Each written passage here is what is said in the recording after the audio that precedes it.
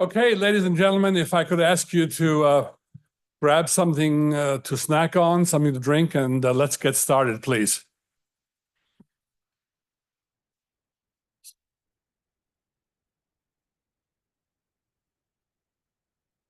So welcome to the ASU Leadership, Diplomacy, and National Security Lab here in Washington, and our series of discussions on national deterrence policy and practice. We're very grateful that you've made the trip to be with us in person today. We have some 40 plus people virtually online as well, and we welcome them to the conversation. In our lab's deterrence speaker series, we have explored a mixture of tools which the United States has at its disposal to deter threats to national and global security. To date, we have had senior experts from the diplomatic, military, corporate, media, and legal worlds engage with our audiences on what it takes to effectively achieve the objectives of our security and to strengthen American leadership in the world. Today, we are extremely fortunate to have with us Dr. Tom Wright, Special Assistant to the President and Senior Director for Strategic Planning at the National Security Council. Dr. Wright was part of the team at the White House that developed the national security strategy and obviously is intimately familiar with the concept of strategic deterrence. He has agreed to give us today a progress report on some of the ideas relating to deterrence strategy of the United States and how the concept has evolved during the Biden administration, and both in theory as well as in practice. Previously, Dr. Wright was director of the Center of the United States and Europe at the Brookings Institution, a contributing writer at The Atlantic, and a non-resident senior fellow at the Lowy Institute for International Policy. He is author of All Measures Short of War, The Contest for the 21st Century and the Future of American Power, and together with his co-author, Colin Kahl, of a book called Aftershocks, Pandemic Politics and the End of the Old International Order. I couldn't think of more appropriate terms to feed into our conversation today, so I'm very, very grateful. Dr. Wright has a PhD from Georgetown and a Master in Philosophy from Cambridge University and a master's degree and bachelor's degree from University College Dublin. So we're very grateful that you've joined us today. And let's get started with our conversation. We're going to speak for about 35, 40 minutes and then open the conversation for all of you to ask questions and feed into and be part of the conversation. So Tom, thank you very much for joining us today. I know that things are rather busy down the street, and we are grateful that you have is it working? Is the mic working? Good. We are grateful that you've made the trip to be with us today to talk about strategic deterrence and also a concept that we have read about in the national security strategy called integrated deterrence. Just to redefine for us for just a moment the term of strategic deterrence broadly as a military strategy aimed at dissuading an adversary from taking aggressive action by convincing him that the potential costs and risks of attacking outweigh any perceived benefits. So in your drafting of this administration's national security strategy, Tom, how have you conceptualized strategic deterrence? And also, how have you related to this concept, which we have read about in the national security strategy, of integrated deterrence? How has that worked out in concept and in practice during the 4 years of this administration? Ambassador, thank you. And thank you for having me here today. It's a great pleasure to be here. Monday was actually my last day, so I feel a little bit liberated.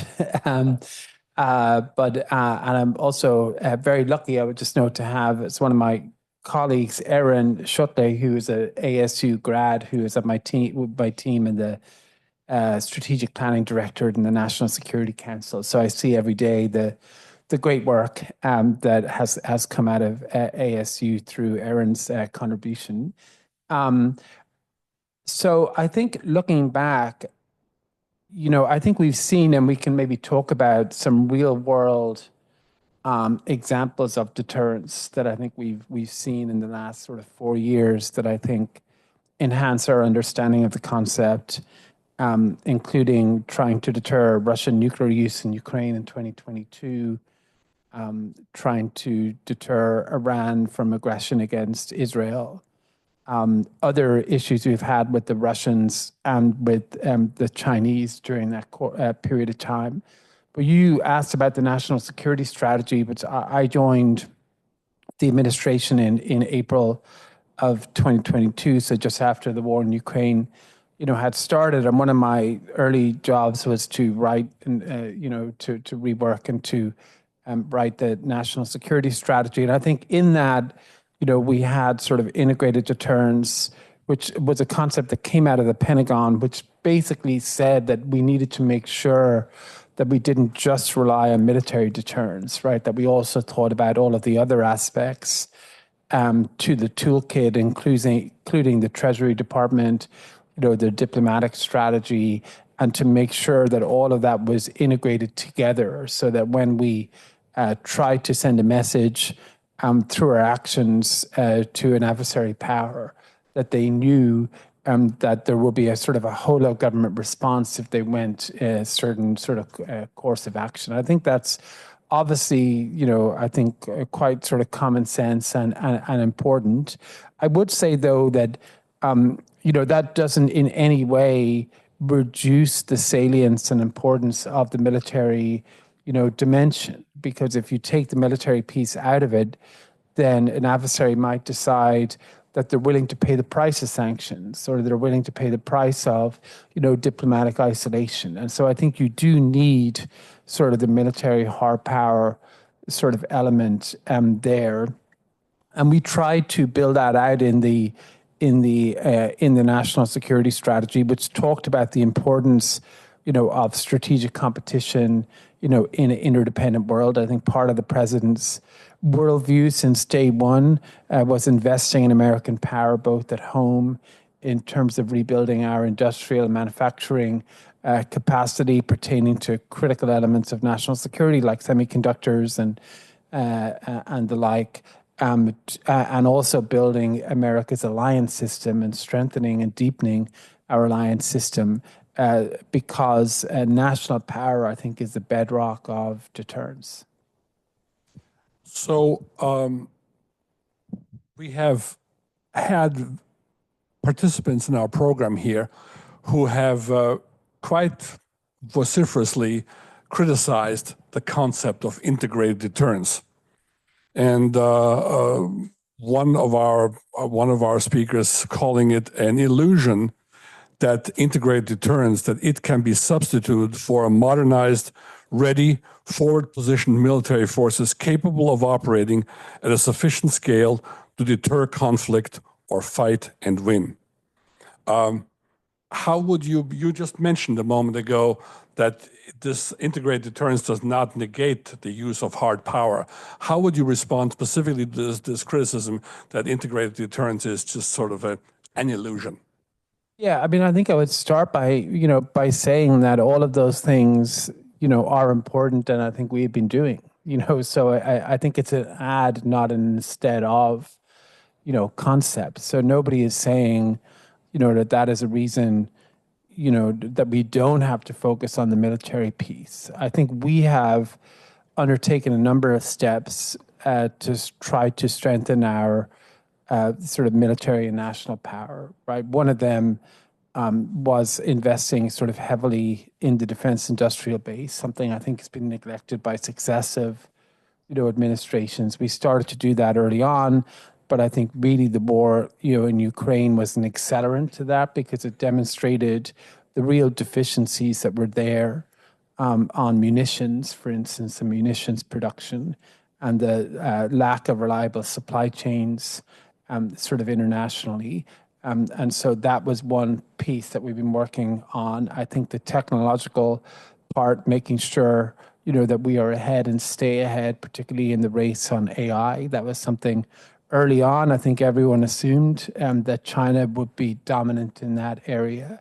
And I think they no longer sort of say that. I think we've demonstrated a substantive lead there. And then you mentioned sort of forward posture military forces. You know, again, I think if you look at what we've done to strengthen alliances, you know, this is not just better atmospherics or better meetings. It's a material improvement in our capabilities, both nationally and collectively. So, for example, if we look at the Enhanced Defense Cooperation Agreement with the Philippines, you know, that gives very valuable access to additional bases and sites in the Philippines, sort of for U.S. forces. AUKUS is sort of an unprecedented integration, you know, of the capabilities of three countries, Australia, the United States, and the United Kingdom, sort of linking the Atlantic with the Indo-Pacific in terms of capabilities. So I would agree, I guess, with the substantive point in terms of the recommendation of the critic you mentioned, which is, yes, we need to do all those things. I think we have been doing all those things.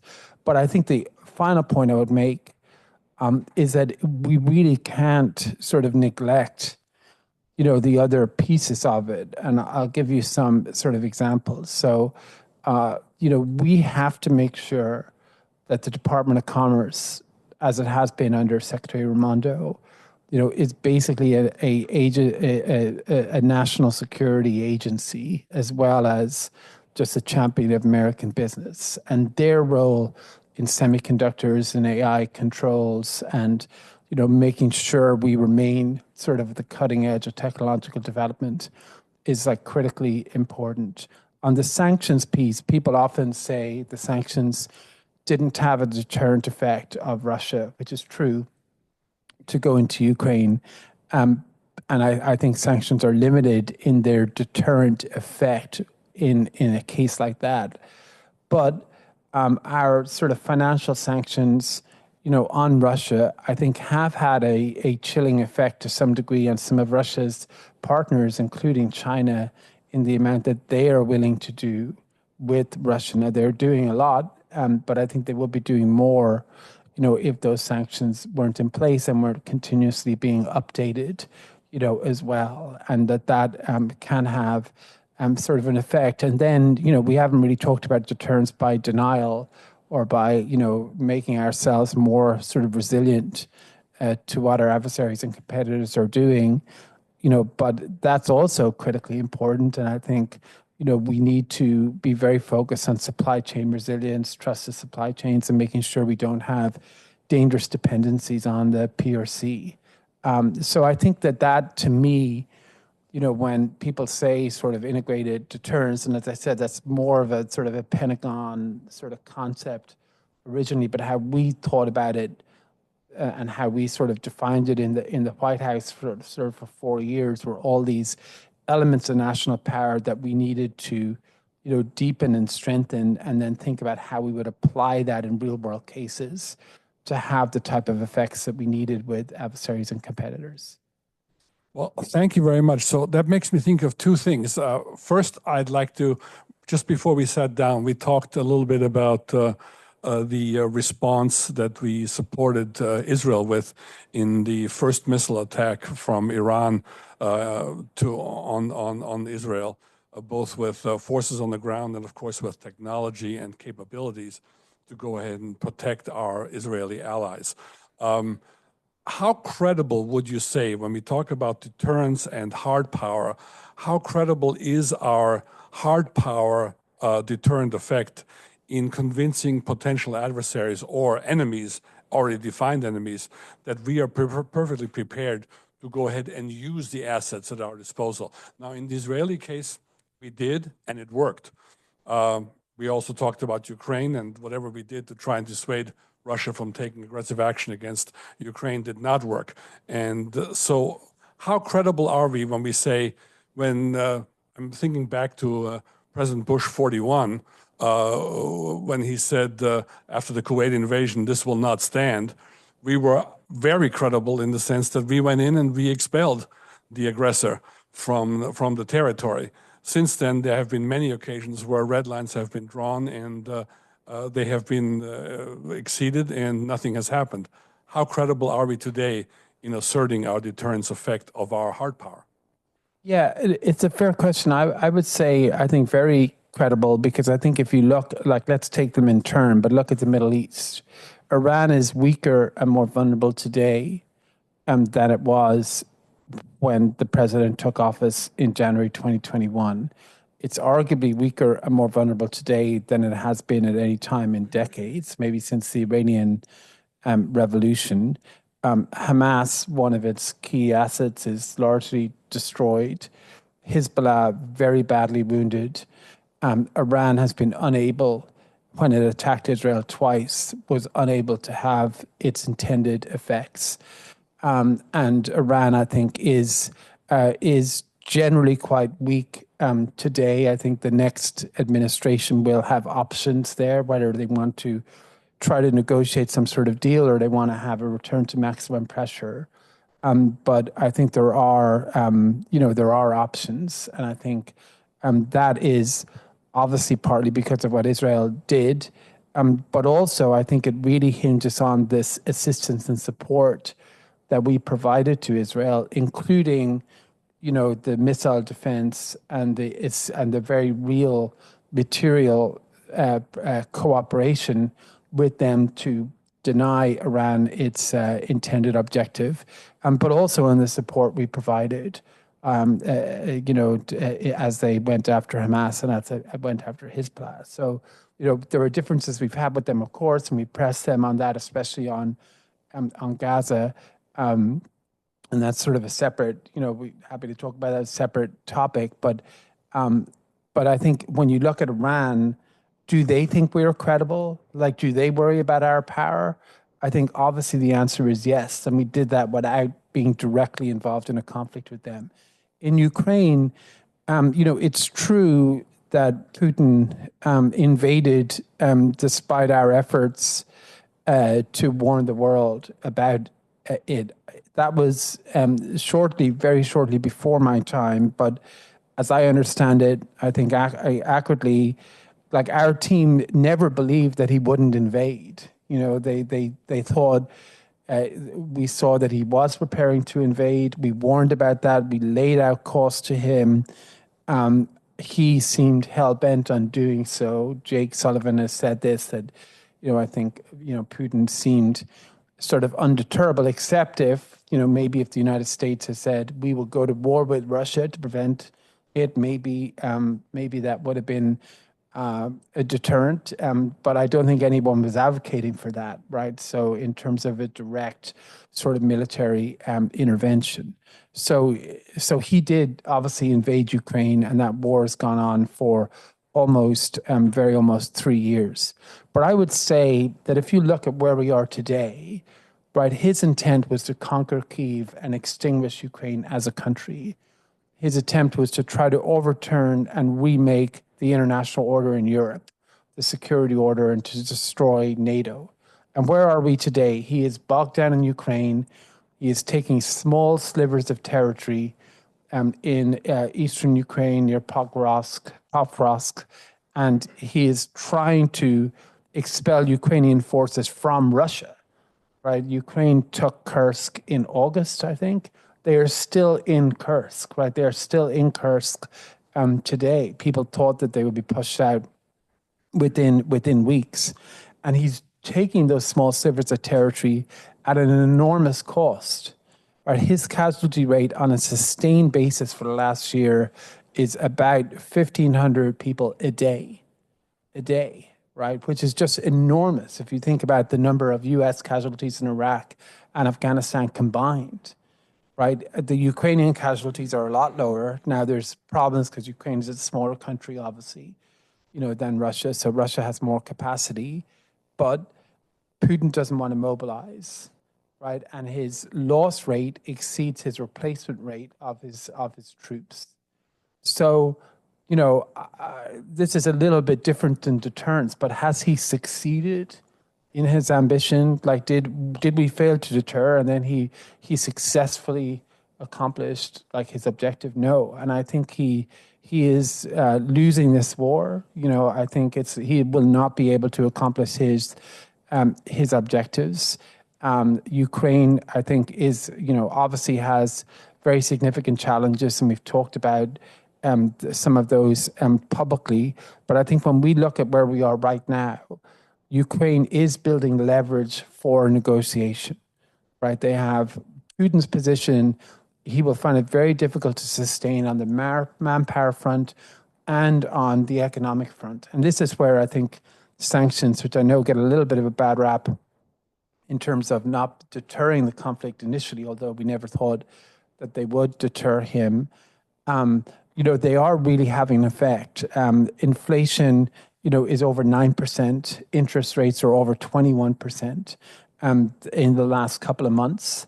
And that, I think, is having a really dramatic impact, on the Russian economy. We see more internal tumult a bit, than we did previously.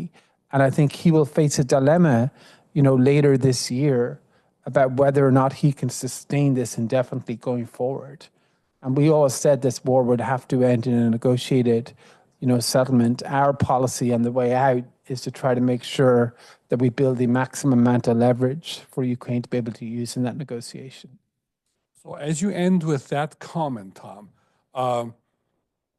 I will accept everything you said about the lack of Putin's success in achieving his initial objective vis-a-vis Ukraine. But in the end result, what I'm hearing you say, unless you want to correct my misinterpretation, is that he's gonna walk away with some part of Ukraine at the end of a negotiation. We can speculate for a moment that that's going to happen. And Ukraine, of course, was not a NATO country when he invaded. But to extend this sort of thought for just a moment, what does that do to the Article 5 guarantee for NATO countries? When you hear the incoming president comment in the past about almost ridiculing the concept that the United States would go to war with a nuclear Russia over the invasion of the country where I was ambassador, Estonia. So in other words, what does deterrence mean in the NATO Article 5 concept after Putin, yes, does not achieve his initial objective in Ukraine, but he walks away with Crimea and eastern provinces of the country at the end of a protracted conflict that has cost hundreds of thousands of lives? Well, I mean, firstly, I would say that we don't know, and I'm not saying he will walk away with any of that, and that's a matter for Ukraine in the negotiations, and we've always said that. And obviously, he had Crimea since 2014, so so we're talking about, I can't remember the exact percentages of Ukraine that he had before the war and now, but it's a marginal, very marginal sort of increase. And I think our definition of victory was a free and independent Ukraine. The free, independent, and sovereign Ukraine that has the ability to defend itself and to deter future attack. And, Ukraine is free today. It is a free and sovereign country. And I think with our support, it will continue to be so. In terms of NATO, I would say that the Russians have been pretty cautious about expanding the conflict because they do believe Article 5. They I think see Article 5 as credible. They see it as credible, for the Baltics. They've been doing certain things that have given us concern, obviously on the sabotage front, and the Polish president has talked more about that today, as some may have seen. And there are other things they have done. They've looked at certain actions externally to NATO that we try to deter. But I think the Article 5 piece of NATO is credible. I think it would be a big mistake to walk away from that. And I think there's strong bipartisan support for NATO alliance. And we also had, I would just say, in terms of the burden sharing bit, when we took office, 9 countries were paying 2%. Now it's 23. Others are on track to join that. And basically all of the countries you mentioned, the East, are already well past, 2%. Poland's well over 4%. Yeah, they led the way. You mentioned the Department of Commerce a little while ago, and Treasury as well.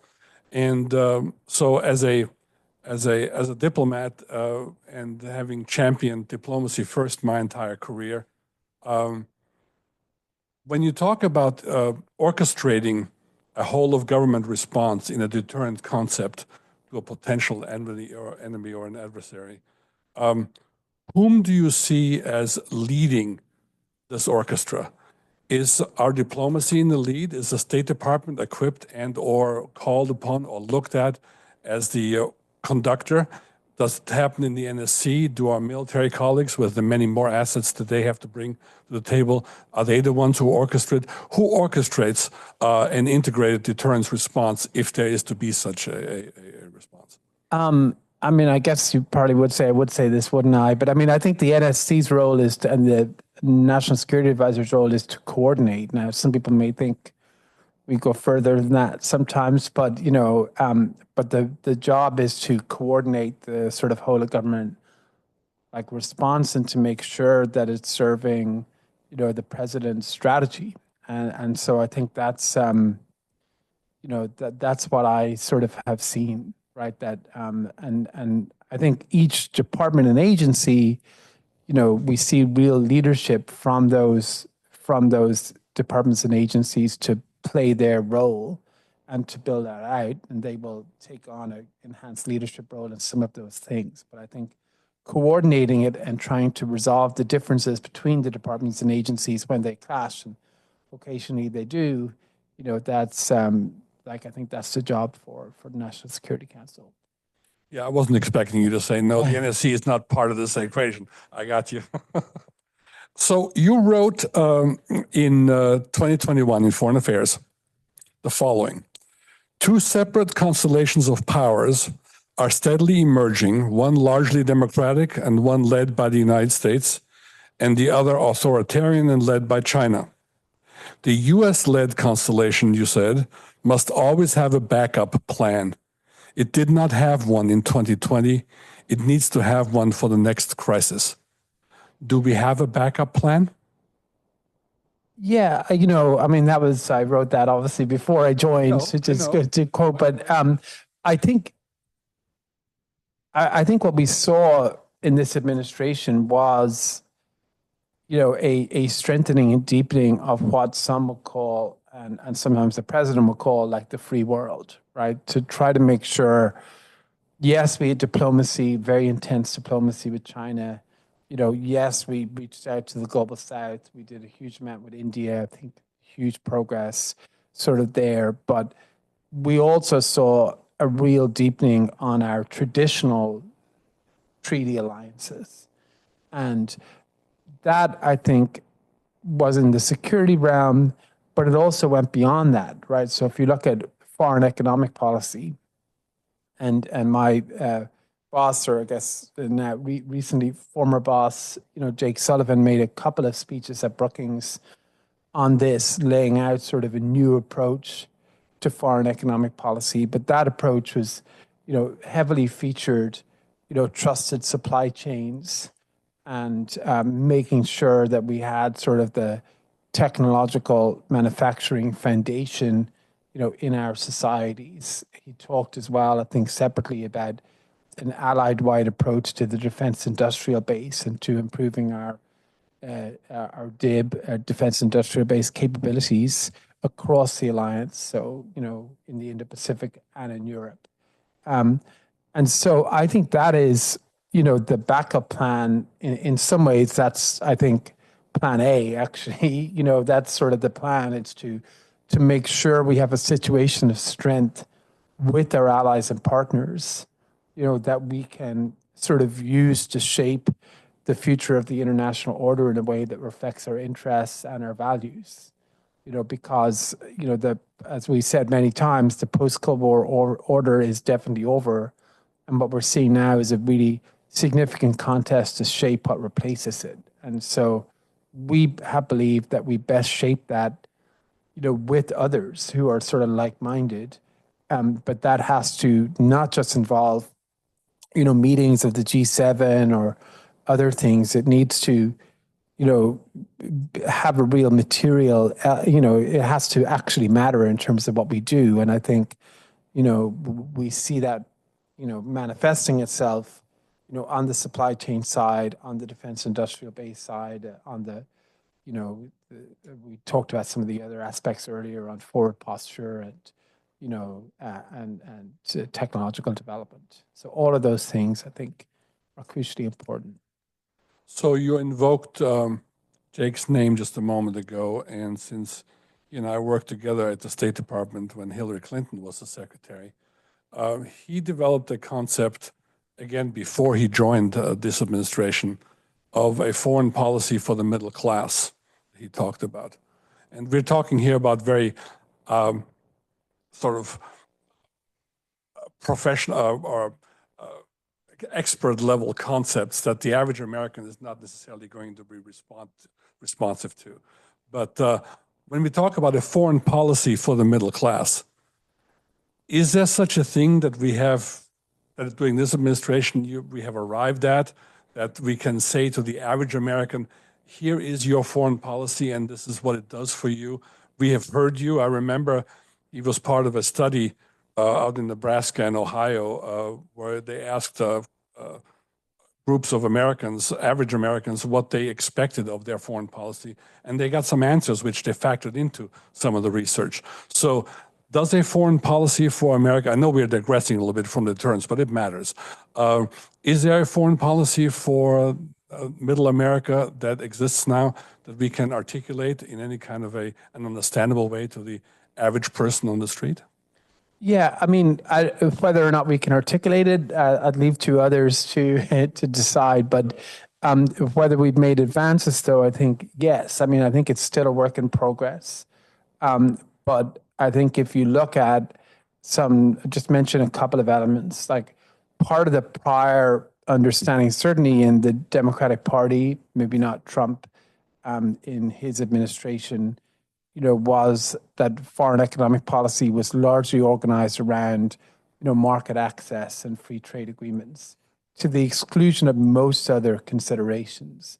And I think what we did was try to build out, and what he did was to build out a worldview and sort of an approach that also tackled other issues that arguably mattered more to people in their day-to-day lives than whether or not sort of the marginal piece of sort of tariff reduction, could be brought in certain sectors. So, corporate tax, there was the International Corporate Tax Agreement that, I know is still, incomplete, but, was the intent was there and agreement was reached to make sure that those revenues were sort of brought back here, or there was a certain minimum level. Supply chains, we've mentioned already, that was apparent with COVID, but also I think geopolitically is something that we're very worried about in the future. We see with critical minerals now what China is sort of doing to restrict access to those. And so building out that piece, I think, is quite important. I think the new industrial policy of targeted support for foundational technologies like chips, which I know is obviously super important in Arizona, as well as nationally. But that, I think, is, was absolutely crucial and will hopefully, continue. And so there were all these things that I guess some people would describe as heresies away from the old sort of school of thought, right, which is sort of a just-in-time, perfect efficiency in a globalized environment. I think it was the Prime Minister of Singapore who said we need to move from just in time to just in case. And I think there's been a just in case piece of our sort of approach. And I think one could sort of argue that touches on a bunch of issues that matter more, to people, to the middle class, and to all Americans in their sort of day-to-day lives and their experience of the international environment and in the future as well, than what we sort of inherited. Well, thank you very much. We certainly spend a fair amount of our time with our ASU students and all the other groups that we have in contact with to try and speak plain language when it comes to these important concepts of foreign policy and national security, and the things that you mentioned certainly help. I have one more quick question I would like to ask you, again on something that you had said, that together with Kurt Campbell, our current Deputy Secretary of State, again, before you joined the NSC, but I think it's relevant to what we're talking about, and then we'll turn to the audience.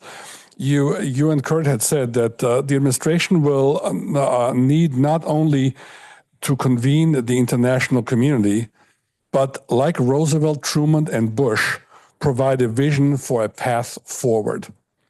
A new administration is just about to take office in 5 days. It has signaled certainly a different path than the one that you have followed in this administration.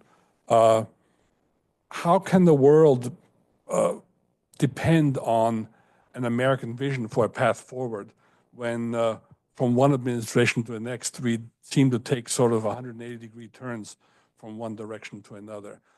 How do you foresee this shaping up after next Monday? Yeah, I mean, I don't know is the honest answer, because I don't know what they will do. And I think we'll see. I think obviously there are big differences between, us and the incoming team. I would say, though, that, there's also some bipartisan convergence on key things, right? So there's general support for a competitive strategy toward China. I think most people would not want that to veer into confrontation and conflict, which has been our, we try to, accomplish both of those. We try to compete without veering into conflict and confrontation through this managed competition. So the new team may diverge from that, but I don't think they will want to abandon competition or veer into conflict. So we'll see if there's major significant, differences. I think we've spoken about just here today about trying to put America in a stronger position with targeted investments on the technological piece, with very targeted export controls. Will they continue that or not? I don't know, but it's quite possible. And on alliances, I think obviously, President-elect Trump has talked a lot very critically about this sort of in the past. But we have seen real changes in burden sharing. And, I think these are critically important to our long-term competitiveness. So I would just say that, we are in a moment where, President Biden has called it an inflection point on many occasions. But it is, I think, truly a moment of change and of, and of uncertainty. And we, will not be able, I think, anytime soon to get to a new happy equilibrium where we can say, like, this is sort of the end state of a new international order or whatever it is, that there's basically harmony around, right? We're going through these challenges and sometimes crises. And the question is, I think, can we do that in a way, that the country comes out of any given term like ours, in a stronger position to shape that our adversaries and competitors are in a weaker position to be able to advance a view that will be contradicting or at odds with our interests and our values, and that we do that without getting embroiled in a war, directly. And we do that while continuing to try to address some of the shared challenges, that we face. And I think that's how sort of I would describe it, that we've done, I think, well on those fronts. We've helped sort of move the ball sort of forward a little bit, but this is a challenging time, and it's not, I think we're at a moment of real sort of geopolitical change, both structurally and then in terms of some of the individuals, like Putin, who are present in geopolitics, and we have to sort of deal with those challenges. You sound like the captain of my last flight, where the captain said turbulence is normal, so it's okay. Don't worry about it. We'll get there. Well, I don't know if it's normal, but yeah. Okay, fair enough. Well, let's turn to our audience, please, both virtual and in the room, and ask, please, our guest, any questions or comments that you want to make to this very interesting conversation. We'll start with Ambassador O'Donnell and then to Ambassador Sheffer. Ashley will bring you your microphone. Please identify yourself and go ahead. Edward O'Donnell. I'm a professor of practice at Arizona State University. A lot of my students are listening in online. and I was also a career Foreign Service and colleague of Ambassador Polt and others.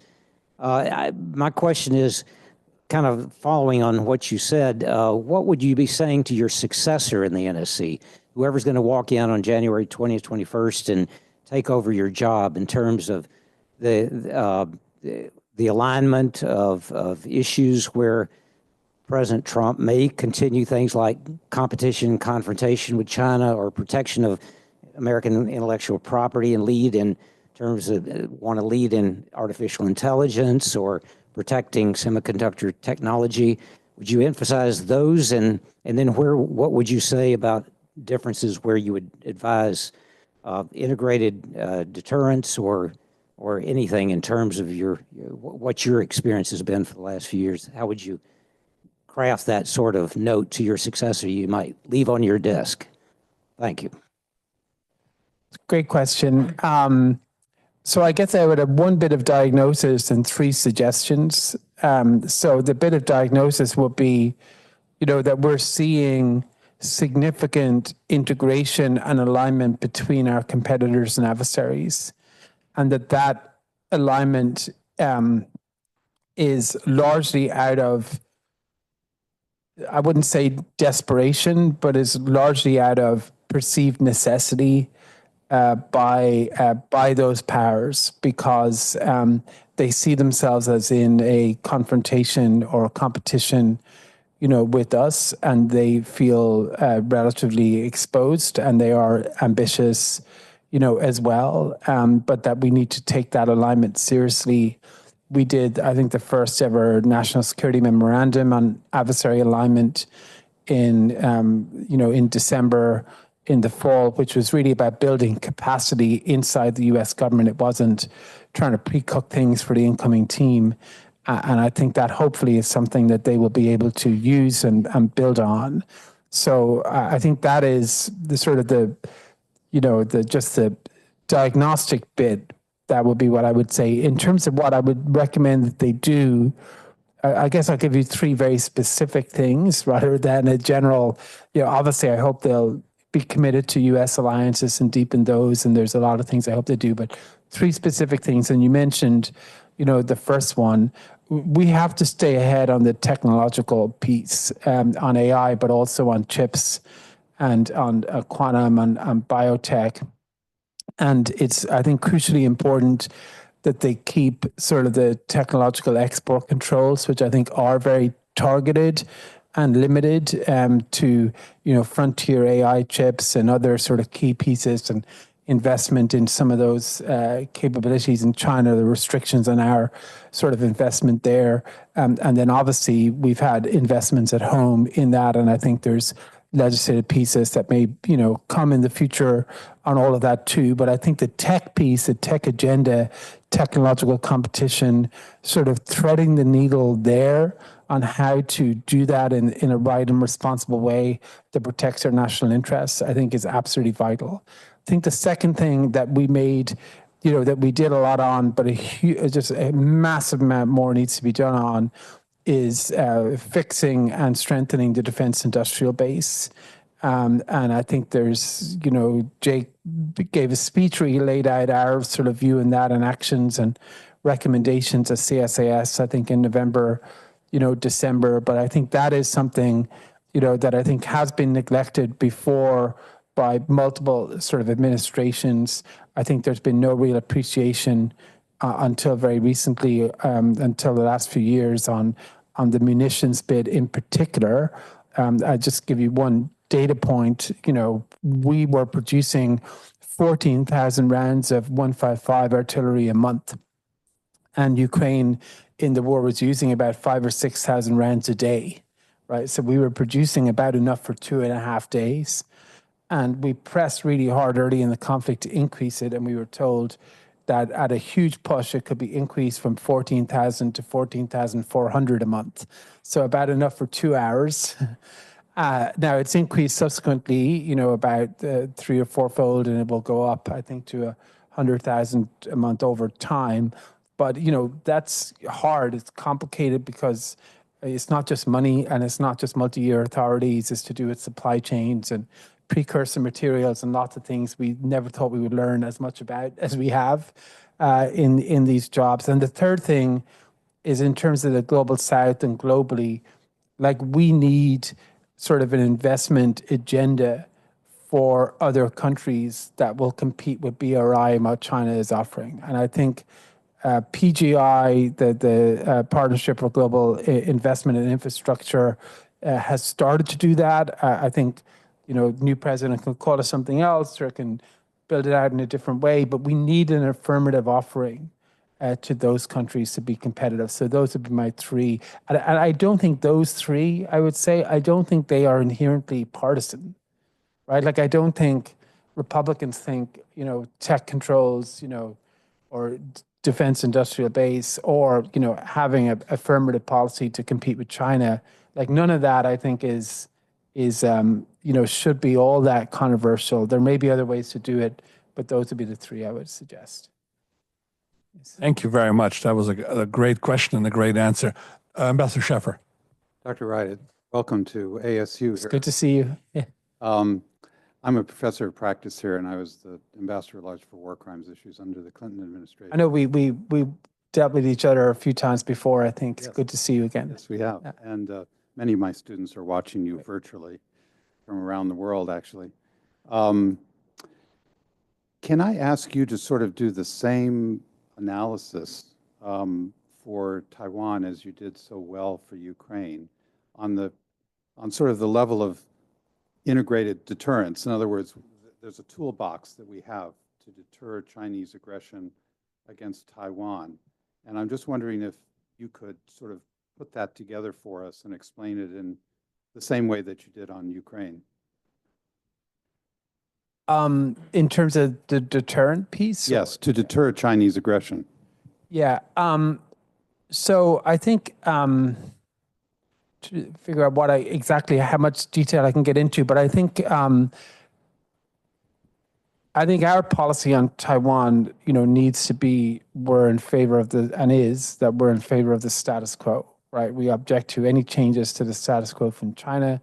We do not seek to change the status quo ourselves. We do not, believe Taiwan should change the status quo. We have seen a number of instances, particularly after Speaker Pelosi's visit, to Taiwan, which is just a high-level, visit that didn't change things significantly, was perceived as doing that by China, that they did things that I think did challenge the status quo there in terms of their number of centerline crossings, their maritime activities, sort of the demonstration effects on firing, ordnance, all of that, I think, was a big, problem. I think we pushed back on that. I think we saw, I would say, in subsequent instances, like the Saigon Transit and with Lai as well, I think a more moderated approach. I think that partly was because of our response and partly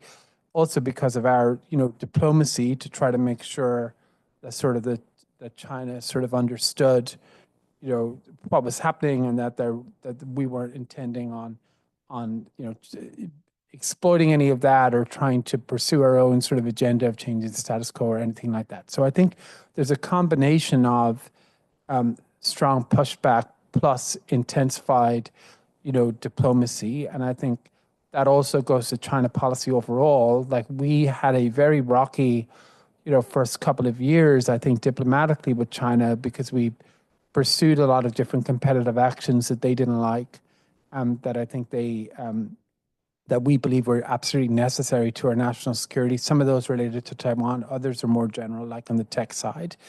That culminated probably in the balloon incident, of, early 23, and then subsequently with the clash over China's support for Russia. But at that point, then there was this intensified diplomacy, particularly with Jake Sullivan's channel with Wang Yi, the Chinese foreign minister, that I think were real strategic dialogues. Some of them went on for 14, 16 hours over 2 days, very long sort of sessions, that I think helped to manage the competition And actually, the competitive actions occurred unabated and at the same pace, throughout that period. But I think that intensified diplomacy helped to basically, reduce the level of tensions, overall. And I think Taiwan, obviously, for them is a key, concern, but is for us too. And so we will continue to support, Taiwan. We will try to, strengthen, the deterrent, the military deterrent, there. But I think there's, the diplomatic piece, is also, crucially sort of important. And that's, I think, what we mean by sort of managed, competition is that we basically have sort of both pieces, both sides of the equation. Yes, first row, and then we'll go to the row right behind it. Right here, please, go ahead. Hi, Alex. I'm a PhD candidate at American University and teaching assistant here at ASU. My question takes on a bit more of a constructivist lens. What roles do norms, if any, play in strategic deterrence, integrated deterrence, and what might some of the limitations of those norms be when it comes to non-state actors or these, pariah states we've been talking about, Russia, Iran? So I'm hoping you could talk about norms in strategic deterrence. Yeah, it's exciting to hear the word constructivism for the first time in a few years. I used to read a lot on that, but don't encounter the term as much in the policy world. But I think the substantive point is very valid. On the normative part, the non sort of sort of real structural piece. And I'll give you an example because I think overall, right, I think, as we talked about earlier, we're in this odd moment where everything is sort of being contested, both internationally but also domestically, where there are questions about norms. And I think we saw that yesterday in some of the hearings. We've seen that in some of the rhetoric. There's questions about, do we have a rules-based order at all? Is that, valuable? Are we being hypocritical or not? All of those things. So I think, so let's sort of stipulate that we are sort of in a moment of uncertainty. I still think that the norms can have a stickiness or relevance. And I'll give you one concrete example, which I think gets directly toward our deterrence discussion earlier. But from June to October, early November 2022, we were very worried about Russian nuclear use in Ukraine for a variety of reasons. And it got to the point in October, and I think it's in the Woodward book, so I'm not saying anything I shouldn't, but we got an intelligence report that said under certain conditions that it was a coin flip, basically 50%, whether or not Russia would use nuclear weapons in Ukraine.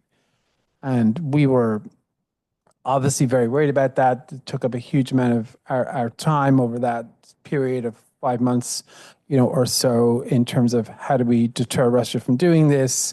How do we message them? All of that. I think we and in a recent piece, I think David Ignatius got into more sort of detail on what we did exactly then. But one of the things that we did was approach other countries, non-Western countries, like India, also China, but I think particularly in the India case, and said, this is this would be a world-changing event. This would be a disaster inside of Europe and in Ukraine, and it would compel us to respond in ways. I mean, we said that it would entail catastrophic consequences for Russia. We communicated that very directly to them. But what we said to these other countries was, there's that piece, but also from your point of view, like, this would be a world-changing event normatively, right? This would change the world for the worse. Like, it would basically normalize or at the very least significantly dilute the norm of non-nuclear use that we've had since 1945. And it would be a nuclear power using nuclear weapons against a non-nuclear country, right? That would be highly consequential. And those countries, did communicate that to Russia. And I don't think that necessarily had, think it varies from country to country and whether or not they said there will be consequences.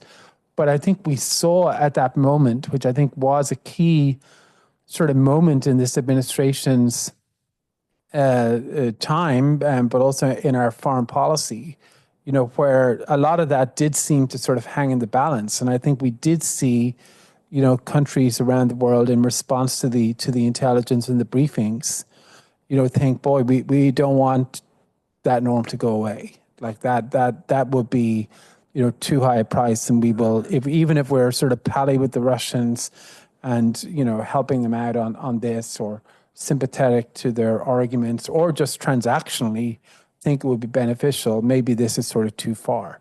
And since then, I think there was a limit to how much sort of China said at the time. I think they, made it clear they didn't want it to be used, but not necessarily putting pressure on Russia. But I think since, they have said on a number of occasions that they're against the use of nuclear weapons in this conflict or globally. So, not saying that's sort of set in stone and that won't change, in the future. And I know sort of non-nuclear use is probably, that's a low bar in terms of like, we definitely want to preserve that norm, right? So, so maybe there are other norms that aren't as strong, but I think that's one concrete example sort of I can offer where I think, it did resonate. Right behind you.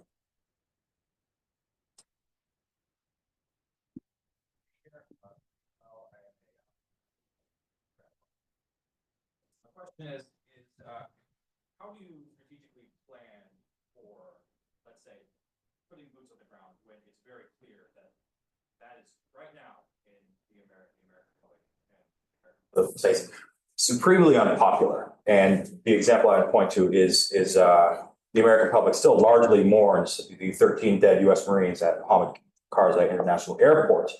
Meanwhile, Russia suffers probably 13 KIA an hour. So how does the U.S. plan to strategically deter allies who are willing to put their men and women in harm's way when it seems right now that the American public will not accept that kind of risk? Yeah, I mean, I would say one thing I think, coming out of at the end of this administration, this is an administration that the United States is not directly involved in war at the end of this administration. And now there are conflicts happening, and we are helping Ukraine, obviously, in its war against Russian aggression, and we've been helping Israel, but we are not directly involved. There are not U.S. troops like directly engaged. There are U.S. troops in harm's way, but there are not U.S. troops directly engaged in a war, against another power. And I think that is, important. That's a good thing. I think we have deterred and we have been effective in pushing back against aggressors without having to go to war, right? So Iran is in a weaker position today. Hezbollah is very badly wounded, and Hamas has been very significantly degraded. And we did not have to go to war, directly. Russia was unable to accomplish its objectives. Are taking these huge casualties, are not gaining very much territory. That's not to say there aren't challenges in Ukraine, but we did that without having to go to war, directly to help Ukraine, and we were able to prevent or avoid, Russian nuclear use in 22 again, sort of without having to do that. So, so I think I would point to that, I think, as, the sort of health and strength of our deterrent. Now, on the troops question, I think people are rightly, cautious, very cautious, as they should be, about sort of deploying troops and getting involved in war unless the national interest is very directly at stake and there is not not an alternative. But I would say less to you and more to adversaries and competitors, people should not confuse that, right? That it's for thinking that is sort of a permanent shift that wouldn't change if they did something that sort of justified, direct military intervention. So before 9/11, like nobody nobody would have suggested sending troops to Afghanistan to go after Al-Qaeda. But the day after, everybody or almost everyone supported sort of doing that. And so, so these things evolve based on the threat environment and what is done. And so I think for adversaries and competitors that might think, and I don't think any of them do actually, but might think that reluctance means the deterrent is weaker or they don't have to sort of fear American power if they were to do something egregious. I think that would be a catastrophic error on their part, because I think actually that, that deterrent is still sort of very credible, and the military is, I think, still a hugely important part of that deterrent. Well, thank you very much. That brings us to the end of our time. I promised we would stay to 1 hour.